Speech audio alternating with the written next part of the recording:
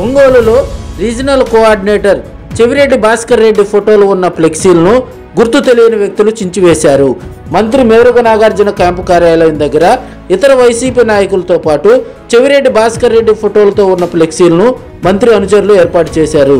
అయితే కేవలం చెవిరెడ్డి ఉన్న ఫోటోలను మాత్రమే దొండగులు చించివేయటంతో రగడ మొదలైంది.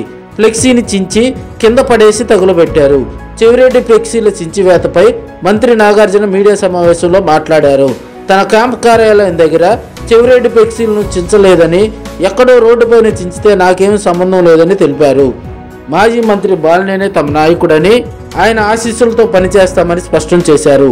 బాలినేనికి తనకు సీఎం ఆశీస్సులు ఉన్నాయన్నారు.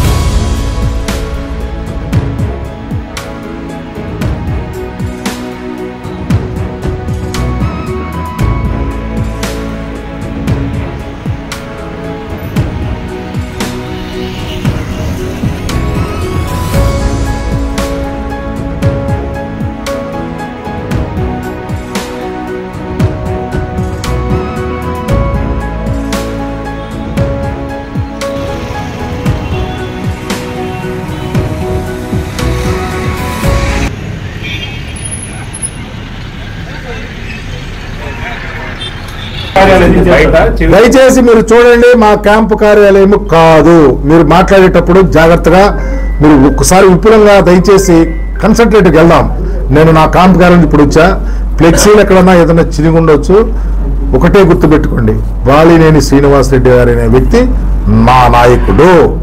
దీంట్లో ఎక్కడ చిన్న తారతమ్యం ఉండదు. మా గౌరవ ముఖ్యమంత్రి గారి ఆశీస్సులు మా అందరికీ, బాలినేని శ్రీనివాసరెడ్డి గారికి మా అందరికి ఉన్నాయి. మేము బాలినేని శ్రీనివాసరెడ్డి గారి నాయకత్వంలో పనిచేస్తా ఉన్నాం. మీరు ఎవరో వాళ్ళు వచ్చి వీళ్ళు వచ్చి ఫ్లెక్సీలు దించారు, అవి దించారని అంటే ఎక్కడన్నా రోడ్డు మీద ఏదన్నా చిరిగినా ఎట్లా చిరిగిదో తెలియదు. బాలినేని శ్రీనివాసరెడ్డి గారు ఈజ్ అవర్ లీడర్.